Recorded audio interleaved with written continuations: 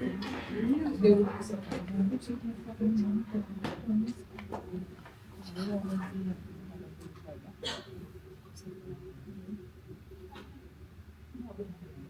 know, this table is blocking half of my brain. Can you take it a little bit lower?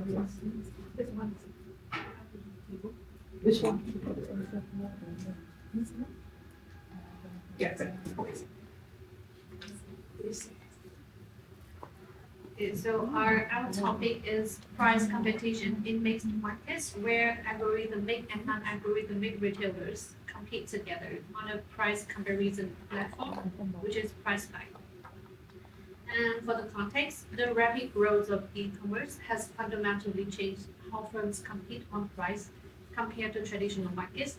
And in online markets, especially on price comparison platforms, consumer can easily observe prices across retailers, which make the search cost relatively low, and it increases the price transparency. And as a result, the competition becomes more dynamic, with prices being adjusted more frequently. At the same time, the retailers are increasingly adopting algorithmic pricing systems, and this system allows firms to continuously monitor competitors and automatically adjust the price at a speed and frequency that is not feasible for humans. And however, most of the literature, most of the studies assume that all the firms adopt the same pricing technology. Either all of them are um, algorithmic or none of them are algorithmic. But in reality, um, like many markets are heterogeneous. That means algorithmic and non-algorithmic retailers compete together.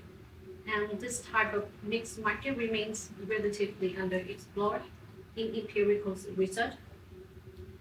And therefore, our study aims to examine how the adoption of algorithmic pricing affects the strategies and competition in mixed market using the real world data from the price comparison platform, which is price guide. Okay. So I will explain the methodology of our study. First of all, we do the data preparation. The first step is to receive and assess the provided data of our supervisor. And because the volume of data is quite large, so we have to define a strategy to access that. The second thing is to clean that data, and then we define the market definitions for our analysis. Next, we construct the variables used for analysis. And our analysis includes two types of analysis. The first one is market composition, and the second one is pricing strategy. For market composition, we divide it into descriptive analysis and regression analysis. For descriptive, we use price dispersion, price volatility, blend dynamics. And for regression analysis, we examine the association between the algorithmic penetration level with the market outcome of price dispersion and volatility. And for pricing strategy, we're trying to divide distribution of the strategies across the penetration level. We use snapshot clustering, feature-based clustering, and dynamic price path clustering. We will explain in detail in the later slides. But for first, for the data preparations, we have nearly 70 million data across 7 countries, and the time range is 1.5 weeks. So the first step is to define data processing strategies.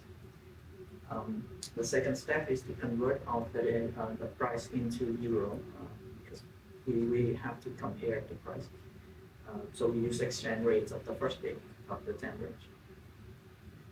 And also we find some signal for the outliers of the data. So for example, for headphone, we have the mean price is 188, but the standard deviation of price is 2008, so 800 something. So that's why we have the set of dropping outliers.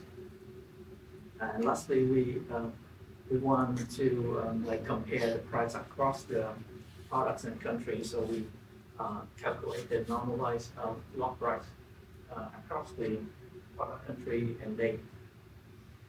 Sorry, I didn't get it. What is it? So we calculate the lot of price and it minus the lot of mean Mean price over over product, country, and date.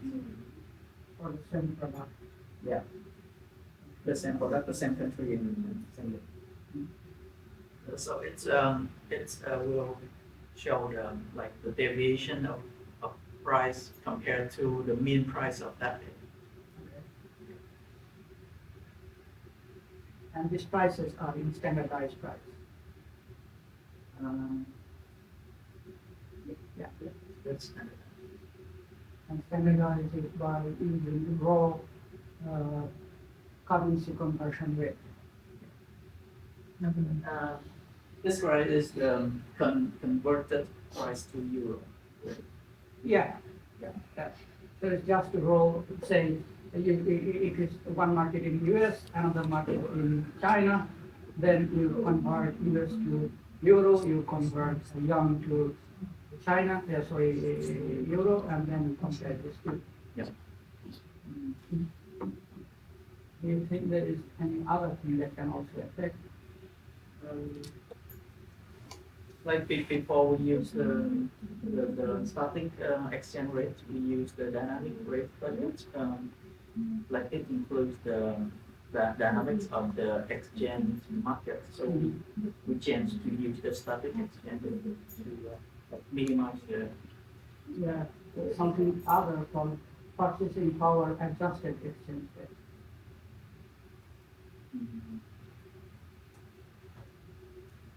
It's not just a currency. You can buy with $1, you can buy much more things in China than in the United States. Yeah, so that's why we change it to the normalized lot because it's not compared to the other country anymore, other currency anymore, but it's compared to the same product market because it's compared to its mean like its own mean of the market. Yeah, but how does that get rid of purchasing power? Like because we change it to the percentage of price change, like the deviation of it compared to its own average price of its own market, then we have the it's like percentage. It's not absolute price anymore. Okay. But that percent makes different sense at different places. And you are, first of all, you are averaging, you are summing over apple and pear to make an average that is neither apple nor pear. And then you are taking a ratio of apple divided by apple plus pear. That doesn't make sense either. No, it's just apple. It's just the average of apple. $1 converts to, say, how many Chinese yuan? From Vietnam. Let's say, which country? Let's say, Yeah, European. yeah, so €1 is about 12 krona. I mean, because it's in the same economic zone, probably whatever you can buy with €1 in, say, for example, in Spain, it's the same what you can buy for 10 krona here, not really. But yeah, it could be more or less the same. But now think of, let's say, we compare with with the USA and India. When I convert $1 to Indian currency, it's about 100 Indian rupees. If you go to US, you give $1, you get one chocolate. Go to India, you give $1, transform it to Indian rupees, you get 100 rupees, you get a full meal. You see the difference. It's not just currency conversion. It's more than that. But personally, the limitation of that method is what? Because we convert the price of that. Yeah, I mean, so $1 in United States doesn't mean exactly $1 in power in India. It's more powerful than $1 in United States. Yeah. But what we're trying to compare is the difference between the price. Well, then you do not have to do any standard conversion at all. Yeah, but I mean, in the later analysis, there's one analysis use the raw price in euro. Mhm. So it's And you think that is the best way to do it. mm, You do not say that. I mean, like we Yeah, you need to check in the literature, yeah, what are the different methods of converting currencies.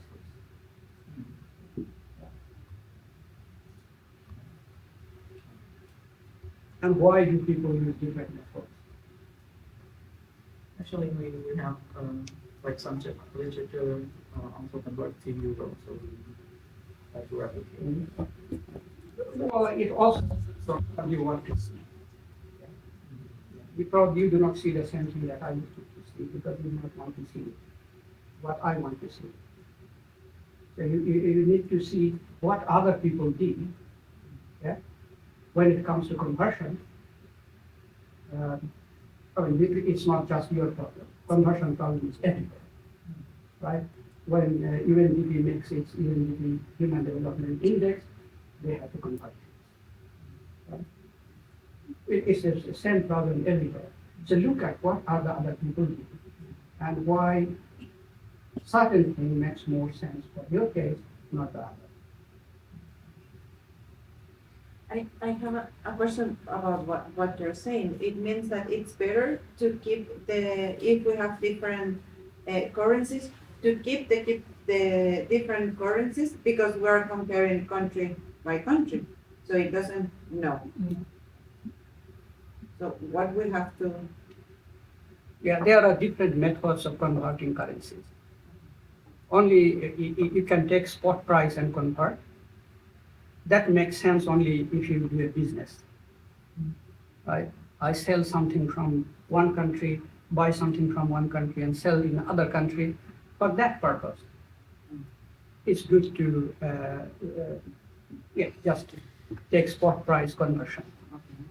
But when it comes to say UNDP wants to make a human development index, it doesn't apply for them.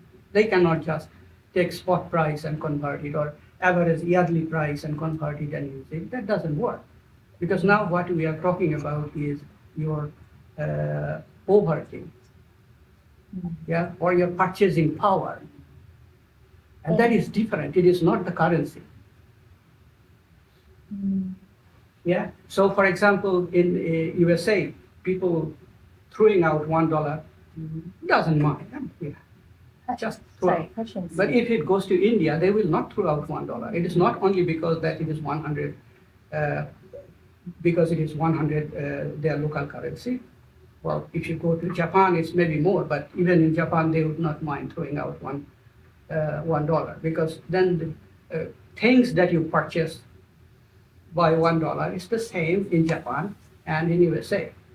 Yeah, so what you're saying is about buying power, but for example, there's two countries and they're having cross currency, and then they are not directly traded, so we can convert to another, like a middle currency, and then convert back to that like cross currency. Like, No, no. Maybe will they have to convert to another unit instead Yeah, of currency, yeah, like yeah. maybe a Food basket. Big Mac? Yeah, like Or- Big Mac. Yeah. Yeah. Yes. How many Big Mac can I buy in $1 in the United States? How many Big Mac can I buy with? Yeah.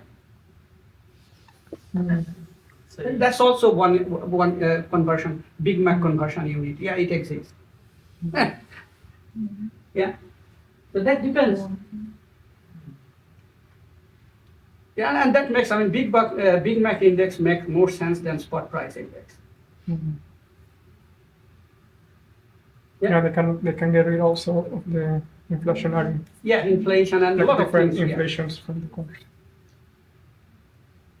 Yep. One more curious question. What's the difference between Big Mac and Euro? Euro is also one thing. It's a big difference. You have to understand that. And I'm not going to tell you now. Okay. Look at the literature and see what are the different conversion methods. You will see it, read it through, and then decide whichever you want to take. Yeah. And motivate it. This is what I took and this is why. It's not just picking up something from the air and put it there. Okay. So the next one is the setup. So to start with, we firstly clearly define the unit of analysis and the measure of algorithmic penetration. And in this study, our units of analysis is defined as a product country here, and we call it a market. For example, a particular model of headphones sold in Sweden is considered a market. And within each market, multiple retailers compete by listing their prices for the same product. And next, we measure the extent of algorithmic pricing in each market. This is done using the penetration ratio.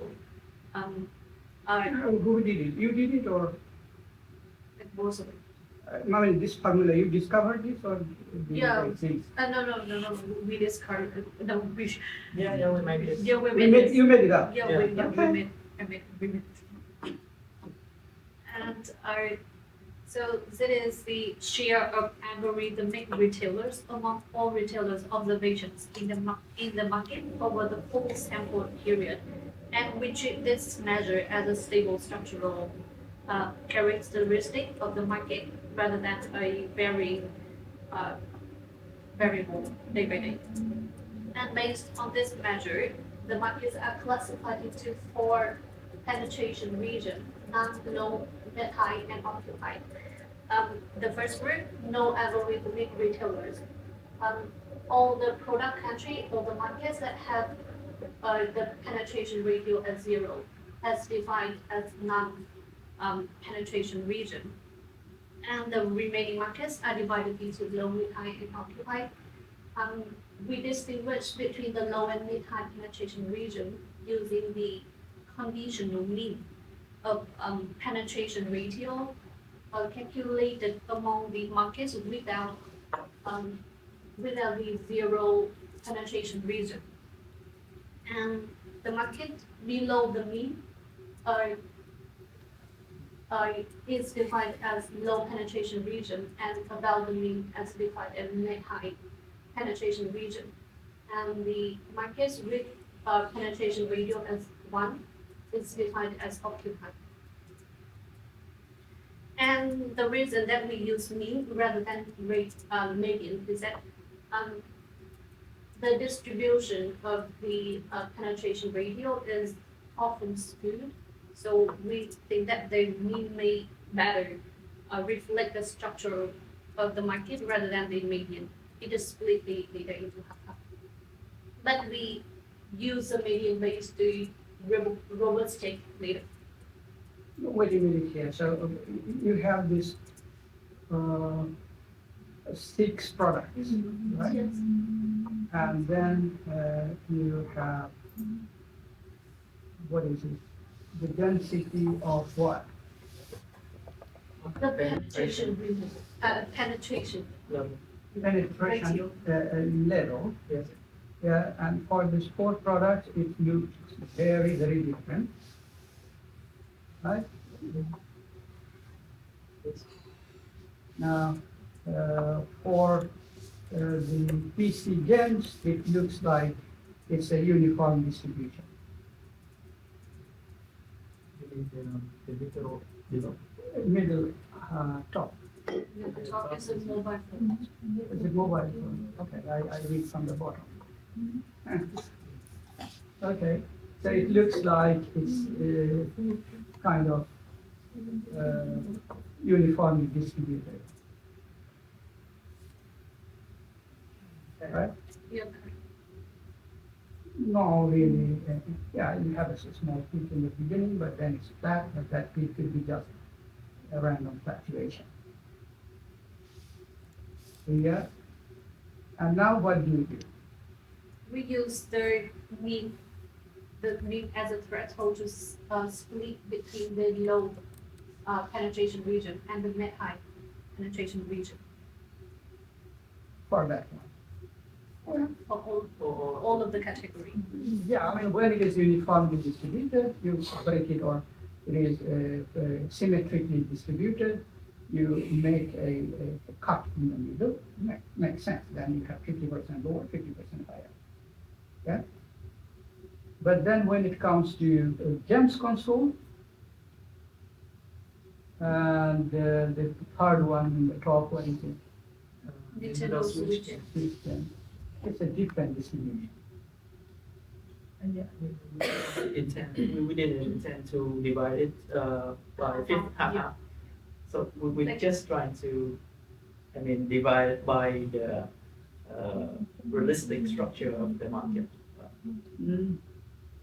So we use mean instead of median, because if we use median, it's just split half. Yeah. Why does half does not make any sense, but mean makes better sense? It is like in case we use median, Yeah. the number of retailer in low and in mid high Are the same. region would be Yeah. the same. Yeah. Would be So the it same. cannot reflect the realistic market that there's a limited number of algorithmic retailer in the market. I didn't get your point. Can you write it down in the board? What is the problem?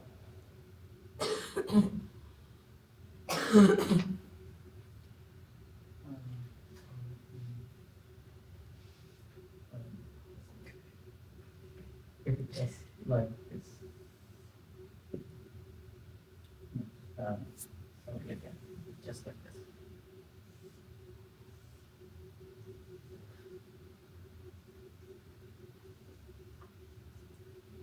Okay, so if we divide from the median, we just divide the low and the mid high with the same number of retailer. It cannot reflect because it moved the penetration level to the right. What do you mean penetration level to the right? The threshold of dividing these two to the Yeah. right. I mean, what it's saying that 50% of them are low, 50% of them are high. Yeah. Yeah, okay, I So- got it. And now you're saying that that is not a good thing. For example, the mean threshold would be 0.5, and the median would be like 0.4 something. Yeah. This is the penetration threshold that we divide the Low and high. Yeah, that's very subjective, but let's say, yeah. Yeah, but if we just divide by the median, it intentionally just to split them half, but not consider the level of the penetration, and it doesn't make sense because it's always the same into regime, not consider the level. So what is the definition of high?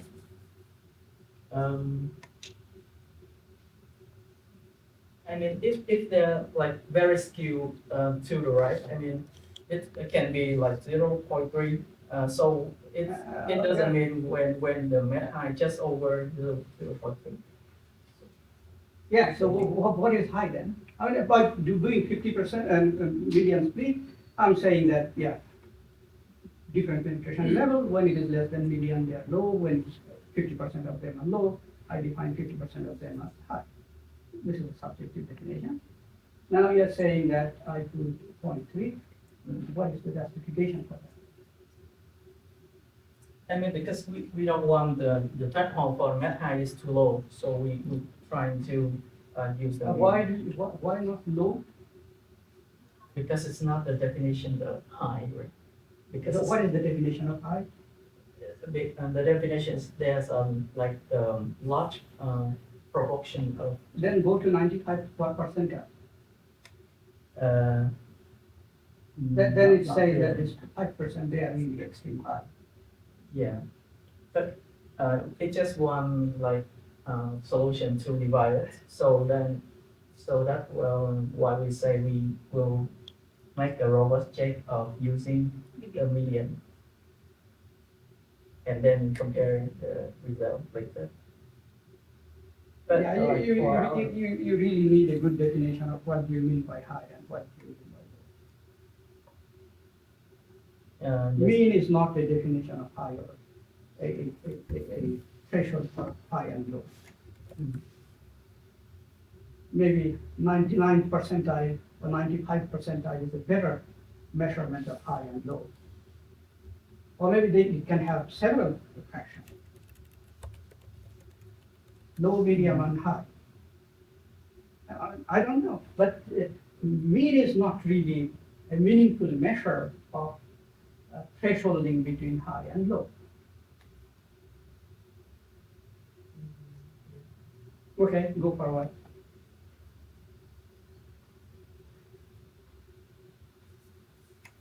Okay, so our first objective is to analyze the price competition. And for this analysis, we focus on the top 5 retailers that having the lowest price on the comparison website daily, which represent the most visible competitors on the platform. Lowest mean minimum, I mean, We are the lowest. lowest prices. Yeah. You do not have data on how many did they sell. How many? How many did they sell at that price? You don't know. Yeah, it could be just a head price. We just have the price. Yeah, and many times I saw in the internet, you have a low price, click it there, you cannot buy. Oh, really? No, Okay. it doesn't exist. we don't have data to check that available on. Or how many did they sell actually at that price? No, we don't have that information about sales. I mean, the minimum could be simply just a tech number. Yeah, but Can you find anything other than minimum? no, on the price comparison website, we based only on the price. It's also like consider the visibility of that price in the comparison website because it in top 5 to be visible. I suggest you go to Price Runner and so on, search for several products. You will see many different prices and click it and see the magic what happens. Like, I saw it many times. They show some price or some product at very low price. I click there and go there, nothing. nothing. Yeah, okay. Right, so that's one thing. You look at minimum price. What else do you look at? And then we use 2 approaches. The first one is descriptive analysis. We measure 3 dimensions. Price dispersion is captured by the coefficient of variance, and it reflects how tightly the price cluster within the market. Second is the price volatility, capture the degree to which retailer diverge their price adjustment behavior. And finally, the rank dynamics using Markov transition matrices to track how retailers move between the price position. We're using the transition probability and position persistence to understand how stable these positions. So when you're doing Markov transition metrics, you have a continuous state and you have continuous time.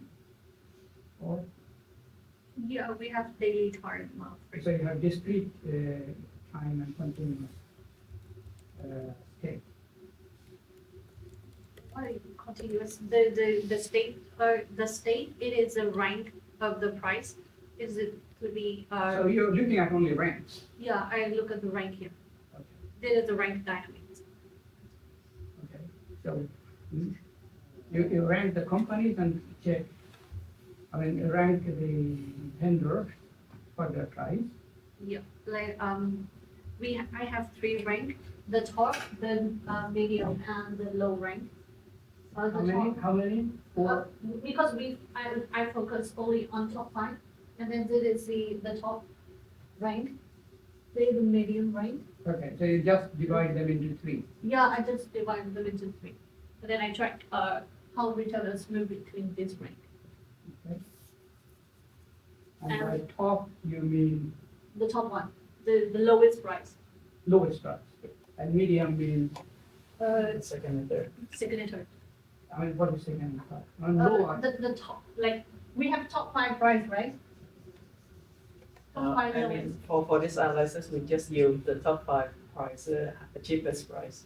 okay, top 5 cheapest. Yeah. Daily. And all other companies are ignored. Yeah. I want to explain a little bit because it's a competition. So we don't try to analyze the compositions of prices, but we're trying to examine the competition of the cheapest retailers. Competition of the cake. Yeah. Not overall competition. And you divide that, and you define that as price. Any reason for that? Now you, if, I mean, the 5 could now become 3. You could simply take top, bottom 3 of Because as I said, it's also depend on the visibility on the competition website. The top 5 would be visible, so we choose top 5. So what is visibility? I mean, like, when you go to the product on the price buying, it would be, like, it would show the top 5 cheapest price. And like, if you want to see the other product, you have to click to Expand. like, expand that list. So that visibility matter when we are a user to like just visit that page and click on the top prices. I mean, I do not care about whether there is a 1 or a difference between 1 and 2, or it is a $100 difference between 1 and 2. It doesn't matter. For this, like that. And then, So can I say one more thing? Because we don't analyze this like separately. We combine 3 like metrics together to analyze. So if it's like have the gap, a big gap between the price, it will show on the prices question.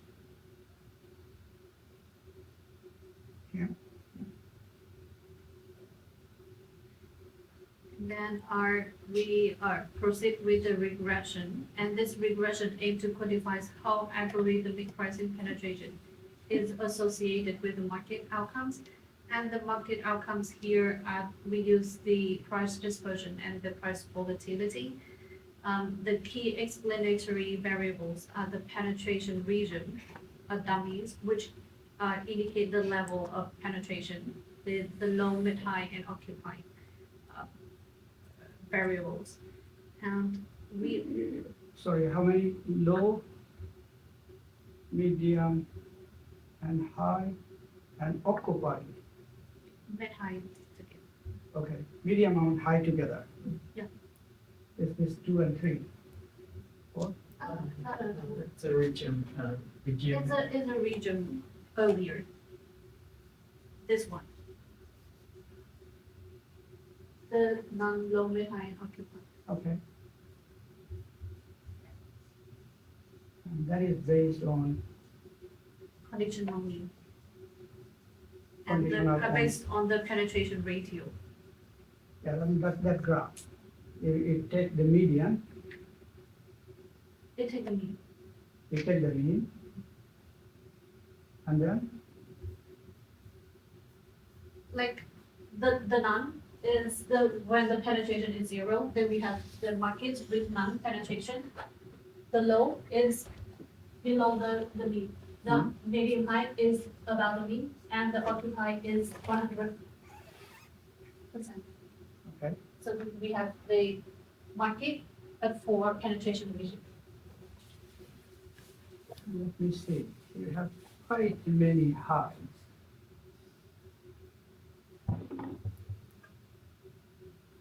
Oh, so occupied is the high, right? Occupied is like 100%. Yeah. That's quite many. Okay.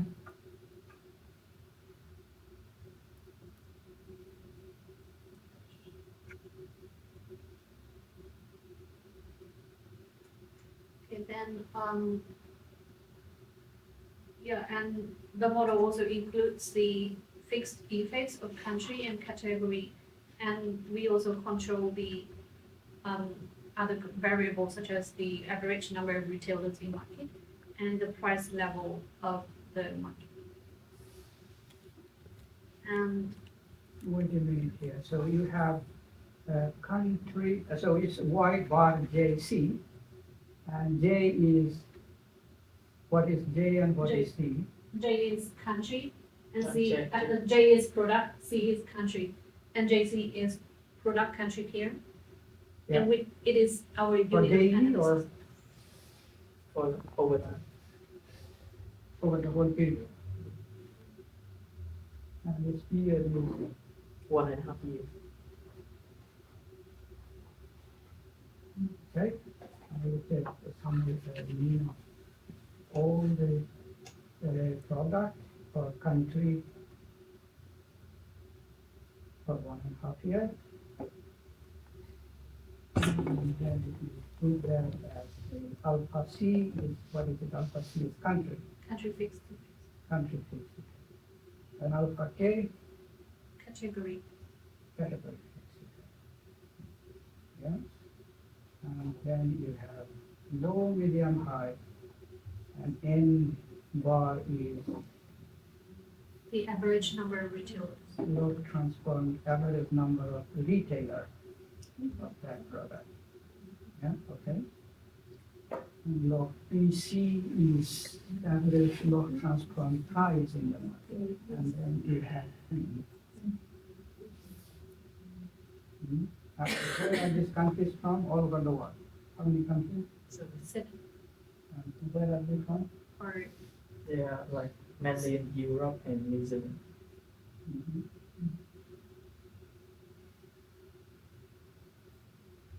Yeah, it would be nice to see your residual.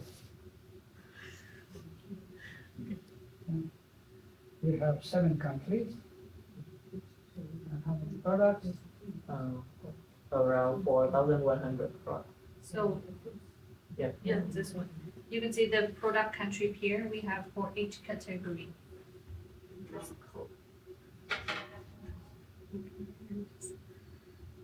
So you have, I mean, the products are game console, headphone, or That is That a is the category. category. a category, it's not product. Yeah. Okay. Within game console, then you have 49. 49. 49 Okay. product. And then we, the pair product country, we have 300. Mhm. Yeah.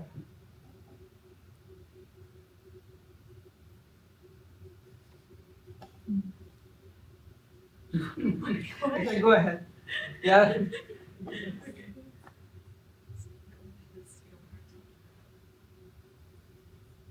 Okay. So the next part is the second analysis of price strategy. So we have three types of three types of clustering. The first one is snapshot clustering. So I divide the data into product, country, and date. Clustering of what? Sorry. Now you're saying clustering. Clustering of what? Price, Only price. only price. Okay. So and the measure is log price deviation. It's the normalized log price and the earlier actually. So I try to divide it into three price tier, low tier. They have all the product prices, like the YCT, right? KCT, yeah. YJC. Can you show me that, what I'm clustering? What are your columns? Columns, I mean, yeah, the column. I mean, when you do clustering, you have to have your data in column, right? Yeah, yeah. What are your rows and what are your columns? The row is the price of JC. I mean J is product country.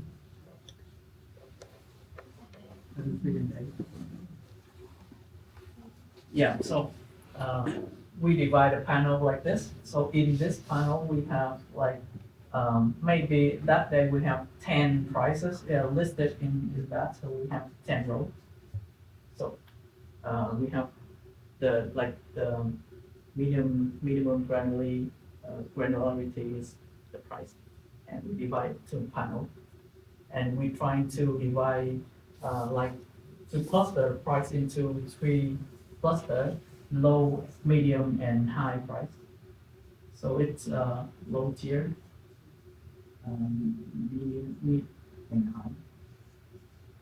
It is the price tier.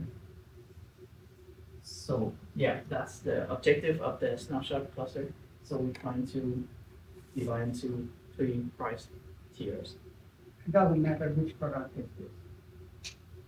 Yeah, because we divide into products, so it's not like mixed product. It's just one product, one country, one day for each. That's what I told you. When you are doing clustering, what is your row and what is your column?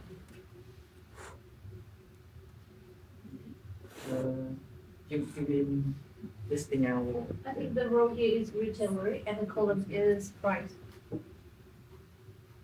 Yeah, so for every product, you have a different table for doing the clustering.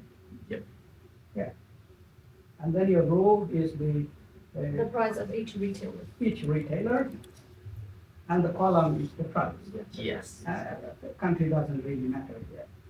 Anyhow. Because it is the product actually. No, I mean the row would be product, country, day, retailer. I mean, yeah, that's the minimum. Yeah. Well, The minimum. yeah, let's leave it here. Yeah. So, I mean, what is the objective of clustering? Yeah, the objective is to divide into price tier first, and then we check the persistent and the probability of changing price tier of the retailer. And then we try to calculate the distributions of, the average persistent and change probability of each penetration regime.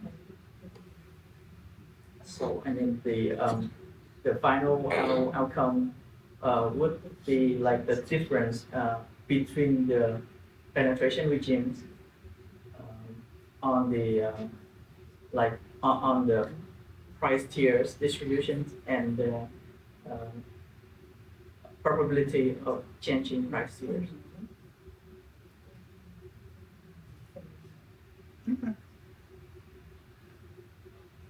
Okay. So the next one, clustering is feature based. We use 5 features to represent for the characteristic of pricing profile. Right. So these are your columns. This is a column for one vector to use for the clustering model. Yeah, and then we came into cluster the retailers into pricing strategy profile, and then we're trying to interpret that pricing strategy by the characteristic of the 5 features. So that's the second procedure.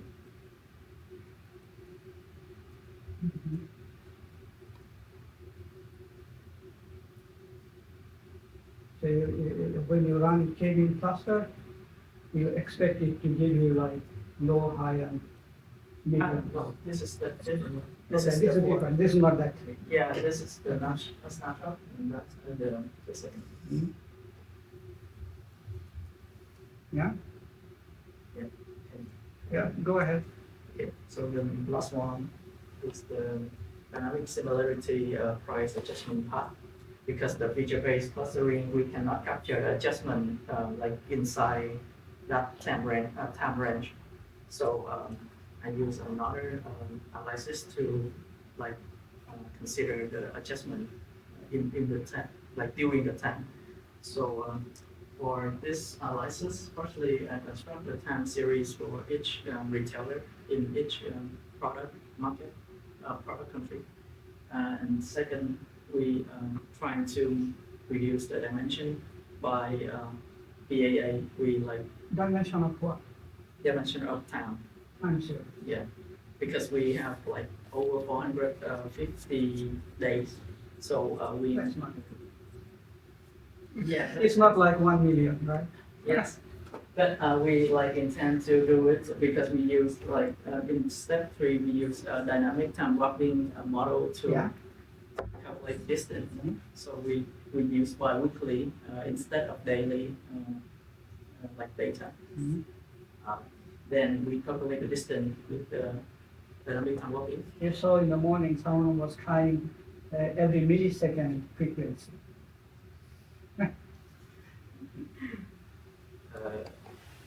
Right, and then we cluster by the distance. And finally, we also calculate the persistence and transition using the Markov chain. And then interpret the clusters by the adjustment characters. So that's all for the pricing strategy analysis. So at the end of this analysis, we will combine of the output for Combined. yeah, I mean, we were trying to see the distributions by the penetration regions. For example, for the low penetration level market, what should be like, what is the price tier, what distribution of price tier, what is the probability of changing price tier, what is the distribution of feature-based cluster and distributions of similarity pricing adjustment. And what do you want to learn from there? So I just want to like examine the pricing strategy of each penetration regimes. Mhm.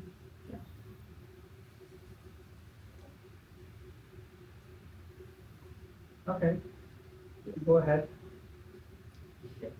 So lastly, this is our expected outcome. So for market competition, we trying to examine how algorithm penetration level are associated with the market outcome, which are dispersion and volatility.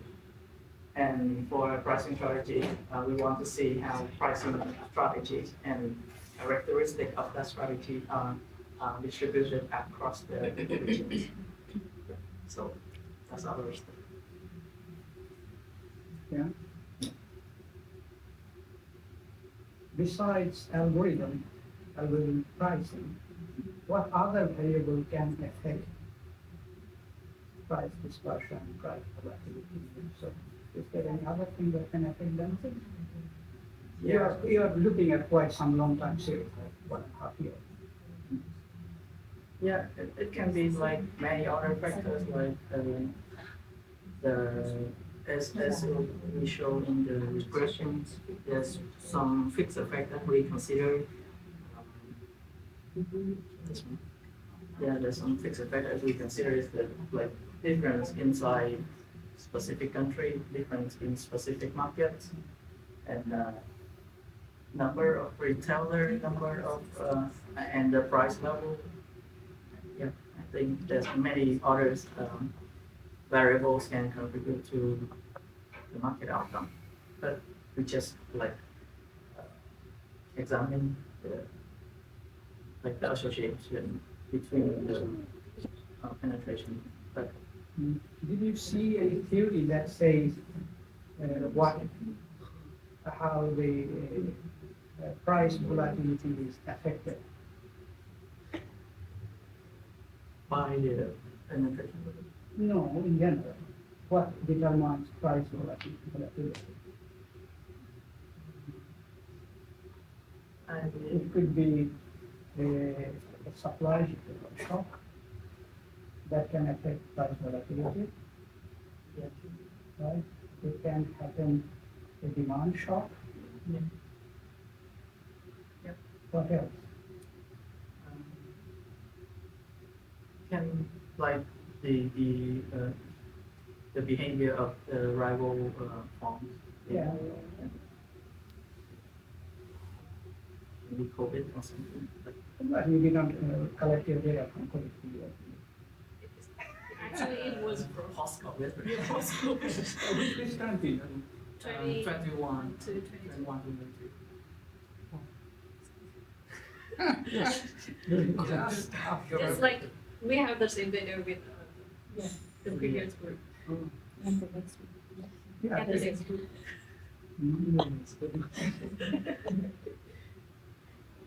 I mean, from my understanding, it would show the elsewhere of Not this telling you. question on and Yeah. yeah.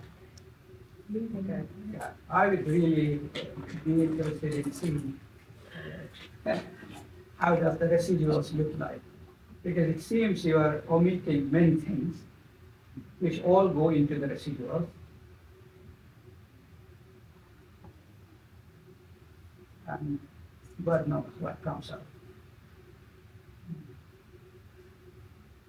Okay. Any other suggestion for Yeah, other suggestion could be country effect. That depends on which country you are talking about. Right. And maybe if you take all the European countries, there is no country effect. Very little. Otherwise, they could be highly correlated. You can let them go free, but then you do not have many countries.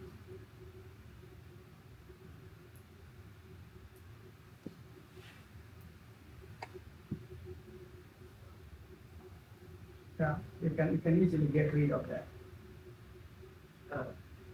yeah, we have mainly Europe, but we have New Zealand.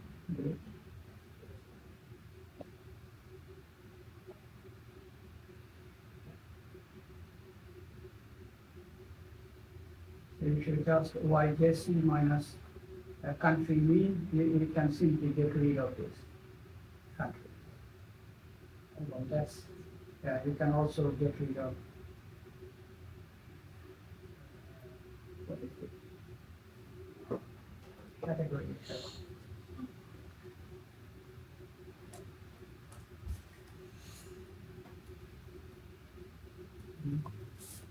And high, low, medium is your own definition.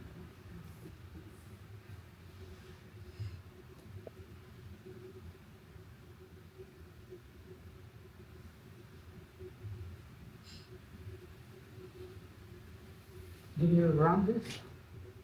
Yeah, we were on Yeah, what did you get? The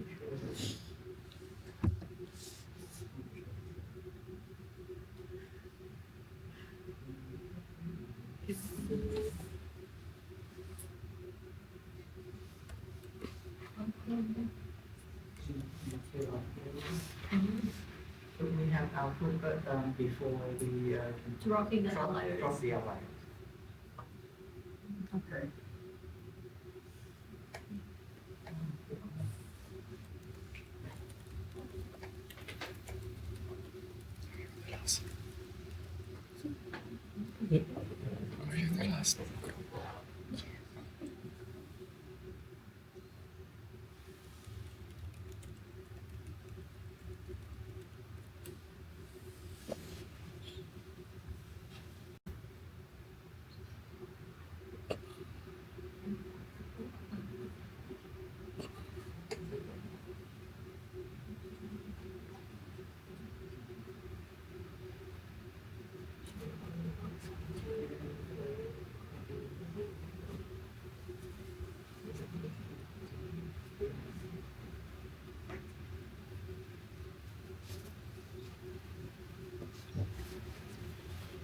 R square is 0.24. Yeah. And what do you expect if you remove everything from your model and keep on the We don't have any information. or up.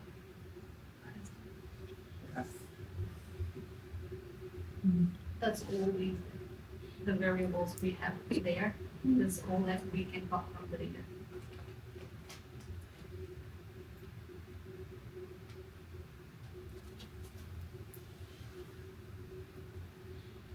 We have regime low, regime high, and regime occupied, and what is the fourth one?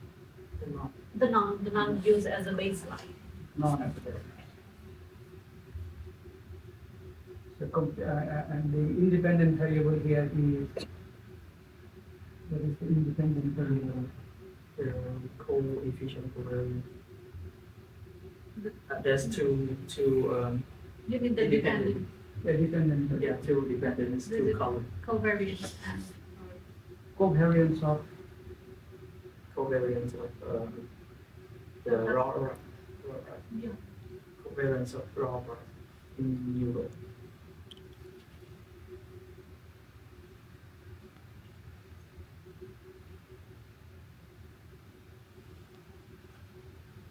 and what does covariance of the raw price measure? Uh, Price dispersion. Yeah, it's a price dispersion. We use price dispersion and price volatility as a dependent variable. Yeah, okay.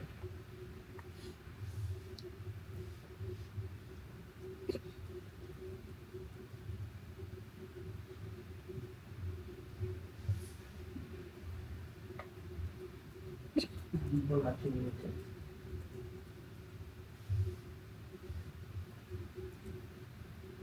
Yeah, okay.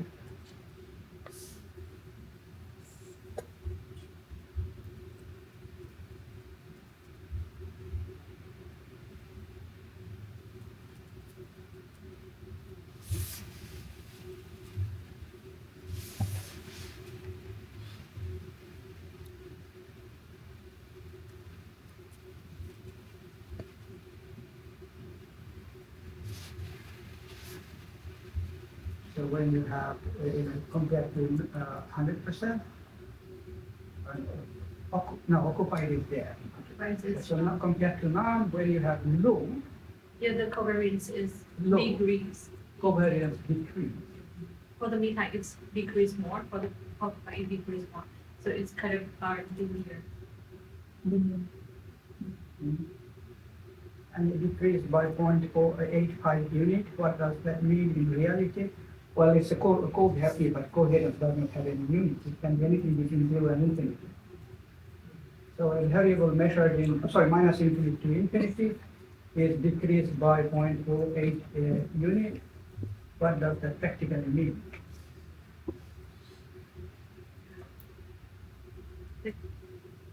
So in words, it would be like when there's a low level of penetration, of algorithmic penetration, then the price is more compressed. By point, By yeah. 0.085 unit. Yes. Yeah. What does practically that mean? It depends on what is the unit of code, right? If the code is between 0 and 1, then 0.08 decrease is quite some decrease. But if it is, say, minus 10 and 10, then it's a decrease of 0.08 practically makes no sense.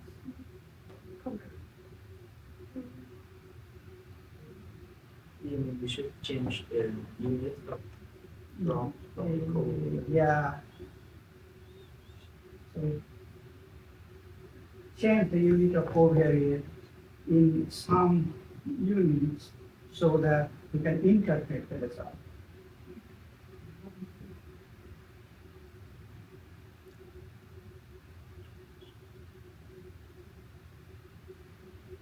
Yeah. And if you put simple covariance, that can be anything. And by 0.085 decrease, you do not really. Yeah, it is the statistically significant. What does that mean? It only means that it has a very small standard error. Yeah.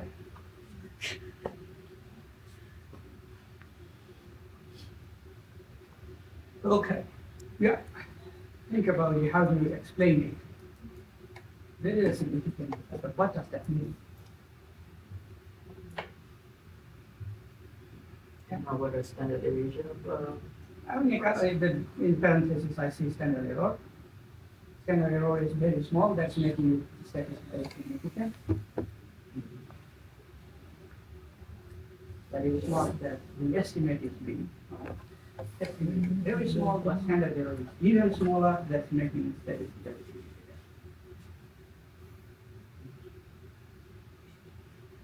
Okay, Thực ra là phải đáp lâu như thế này là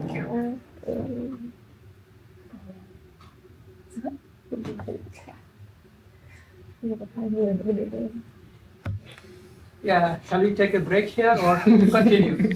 Take a break. Take a break? Yes.